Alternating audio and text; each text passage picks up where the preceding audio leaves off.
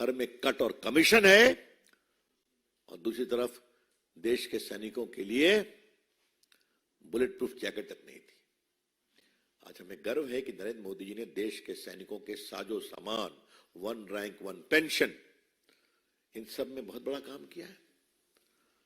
एक भी 9 साल हो गए किसी भी परचेज में कोई स्कैंडल, करप्शन की बात नहीं आई है।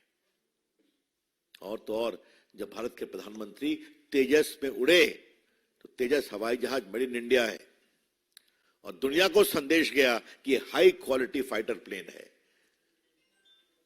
जो मेड इन इंडिया है, वोकल फॉर लोकल का बहुत बड़ा उदाहरण है, और पूरी दुनिया को लगा कि यह भारत का जो कम्बैट एयरक्राफ्ट है, यह दुनिया इसका उपयोग कर सकती है। तो आज हम सारे देश के शहीदों, सेना के शहीदों को प्रणाम करते हैं, उनके योगदान पर सम्मान प्रकट करते हैं, और भाजपा का ये समर्पण उनके प्रति आदर सदैव रहेगा। Thank you friends, that's all, I am open two questions. Shailendra Reddy, हमने देखा था जब लोकसभा में सज्जन कुमार ने बयान दिया, उससे पहले डीएमके के नेताओं का तो इतिहास रहा है, बहुत बवाल हुआ, बड़े आरोप लगे। उसके बाद जब दबाव पड़ा तो एक खेद जताया सज्जन कुमार ने कल काफी कुछ बवाल के बाद। तो क्या जो नए नवनिर्वाचित सीएम है उनसे आप उम्मीद करेंगे कि वो बयान में माफी मांगे, खेद जताए, या कांग्रेस पार्टी राहुल गांधी कुछ कह दे? ऐसा है, इसमें तो 1 घंटे में होना चाहिए था ना। आज का जमाना तो सोशल मीडिया का है ना, और राहुल गांधी के पास तो सोशल मीडिया की बहुत बड़ी टीम है जो उनको चिट भी लिख के देती रहती है, आपको याद होगा। तो अभी तक क्यों नहीं माफीनामा आया? हम उनसे मांग करें कि उनके बॉस लोगों से मांग करें माफी मांगने का, सोनिया जी से, राहुल गांधी से, प्रियंका से, खड़गे साहब से, क्यों नहीं दे रहे हैं? और क्या उनसे उम्मीद करें?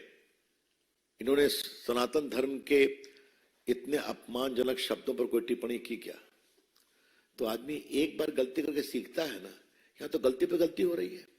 तो एजेंडा है कि सावरकर को बदनाम करो, देश की एकता पर चोट करो, सैनिकों के मनोबल पर कमजोर करो, और नरेंद्र मोदी को मन भर गाली पड़ो। अब बार बार हारते हैं, फिर भी नहीं सुधरते हैं, तो देश की जनता जवाब देगी। लेकिन जो बिहार के डीएनए के बारे में इतनी गैर जिम्मेदाराना, शर्मिंदगी भरी बात की गई है, इसका जवाब तो हम लेंगे। माफी मांगे, जल्दी हम मांग करेंगे, और नहीं तो हम लोग अपना जो करना है आंध्र प्रदेश में भी करेंगे, बिहार में भी करेंगे। लेकिन नीतीश बाबू क्या कर रहे हैं? कांग्रेस पार्टी क्या कर रही है? उनको बिहार के चुनाव में आना है कि नहीं आना है? सवाल अब तो बिहार के डीएनए पर उठ गया है, और तो और कई लोगों ने यूपी को भी जोड़ दिया उसमें, तो अच्छी बात है। कमलेश,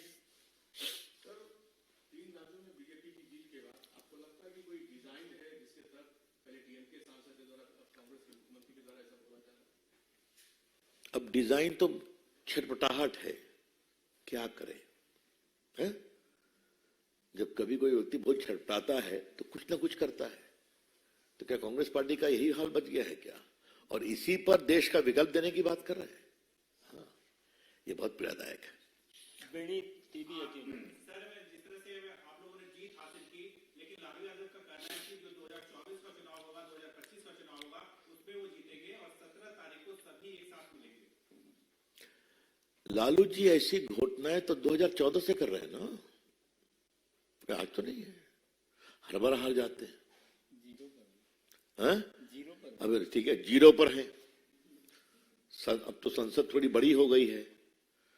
तो एक दिन संजय मोहित बता रहे थे कि माइक्रोस्कोप से कोई देखना पड़ेगा आरजेडी का है कि नहीं, तो नहीं मिलते। राज्यसभा में एक आध है ना जी, बताइए। तो लालू जी की बात पर क्या कहा जाए? बोलते हैं, बोले दीजिए।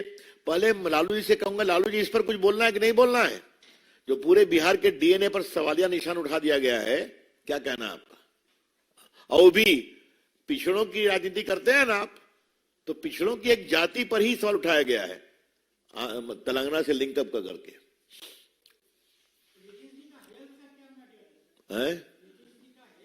मैं उनका कोई प्रवक्ता हूं क्या? मैं उनका प्रवक्ता हूं क्या? मैं यही कहूंगा वो स्वस्थ रहें और जैसे सुंदर सुंदर बयान वो देते हैं वैसे नहीं दें। सर, कांग्रेस बोल रही है कि भारतीय जनता पार्टी इस बयान को जबरदस्ती उठाती है। Any statement publicly made by a public leader has to be responded. Very clear. It was not an off-the-cuff comment in the drawing room. He made it publicly in a conclave. I hope you know that. बहुत बहुत धन्यवाद।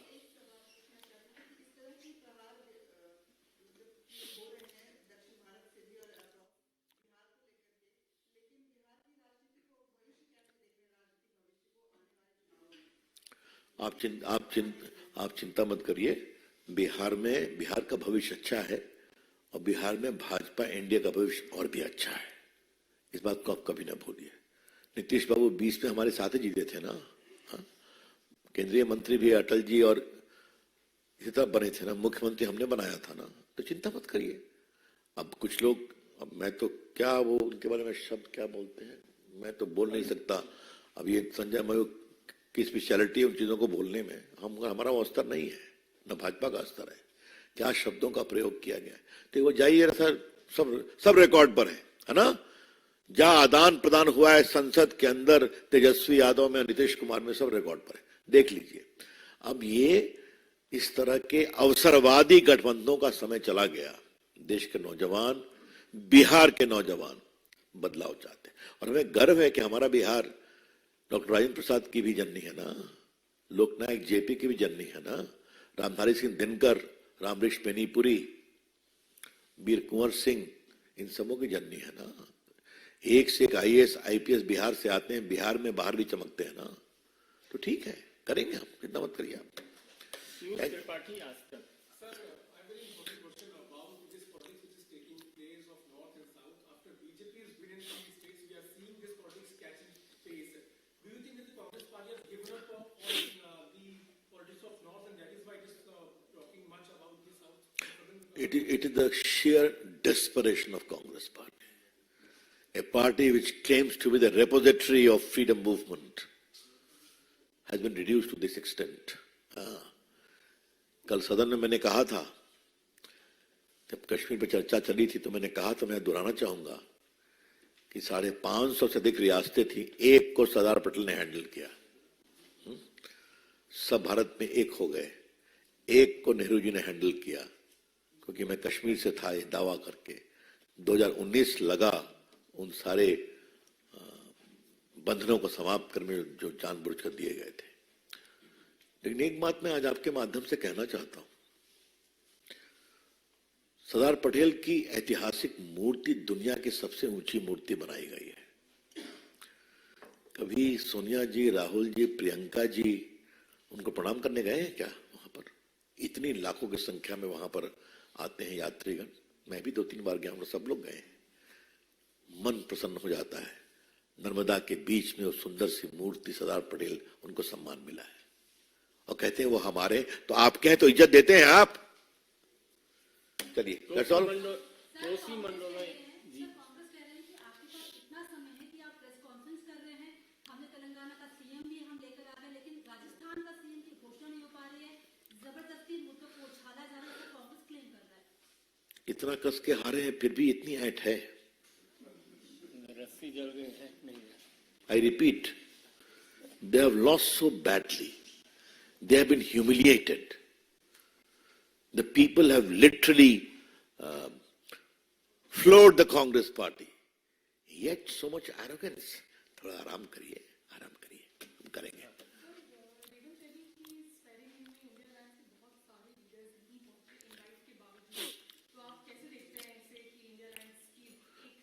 आगे आगे देखिए होता है क्या। Castles are not made in the air. The very foundation of this self-serving organization is pure and simple wasted political interest with a lot of ego battle. Let's see. बहुत बहुत धन्यवाद। Vanakkam.